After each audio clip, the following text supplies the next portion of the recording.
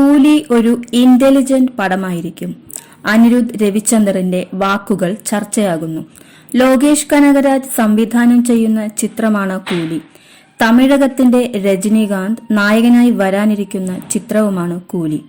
കൂലിയെക്കുറിച്ച് സംഗീത സംവിധായകൻ അനിരുദ്ധ് രവിചന്ദർ പറഞ്ഞ കാര്യങ്ങളാണ് ഇപ്പോൾ ശ്രദ്ധയാകർഷിക്കുന്നത്.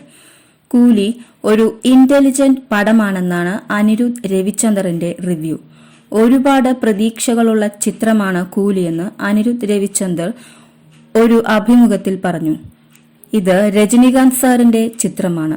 ഞാനും അദ്ദേഹവും ഒന്നിച്ച സിനിമകളൊക്കെ സൂപ്പർ ഹിറ്റുകളായിരുന്നു. അതുപോലെ തന്നെയാണ് ലോകേഷ് കനകരാജും. രജനീകാന്തും ലോകേഷ് കനകരാജും ഒന്നിക്കുന്ന ആദ്യ ചിത്രവുമാണ് ഇത്. ട്രെയിലർ പോലും പുറത്തിറക്കിയില്ലെങ്കിലും ചിത്രത്തിൽ വലിയ പ്രതീക്ഷകളാണ്.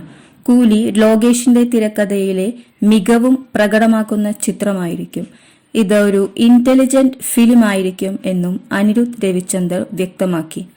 ഓഗസ്റ്റ് 14-നാണ് രജനീകാന്ത് നായകനായ ചിത്രം പ്രദർശനത്തിന് എത്തുക. സ്റ്റൈൽ മന്നൻ രജനീകാന്തിന്റേതായി ഒടുവിൽ വന്നത് വേട്ടയ്യനായിരുന്നു. സംവിധായകൻ TJ ജ്ഞാനവേലായിരുന്നു. സംവിധായകൻ ലോകേഷ് കനകരാജിന്റേതായി ഒടുവിലെത്തിയ ചിത്രം വിജയ് നായകനായി വേഷമിട്ട് ലിയോയാണ്. സംവിധായകൻ ലോകേഷ് കനകരാജിന്റെ ഒരു ചിത്രത്തിൽ വിജയ് നായകനായപ്പോൾ പ്രതീക്ഷിച്ചതിനും അപ്പുറമുള്ള ഒരു വിജയമാണ് നേടാനായത്. തമിഴകത്ത് ഇൻഡസ്ട്രി ഹിറ്റാകാനും വിജയ് ചിത്രം ലിയോയ്ക്ക് സാധിച്ചു. ദളപതി വിജയുടെ ലിയോയുടെ 2ാം ഭാഗം ഉണ്ടാകുമെന്നും നേരത്തെ ഒരു റിപ്പോർട്ടുണ്ടായിരുന്നു.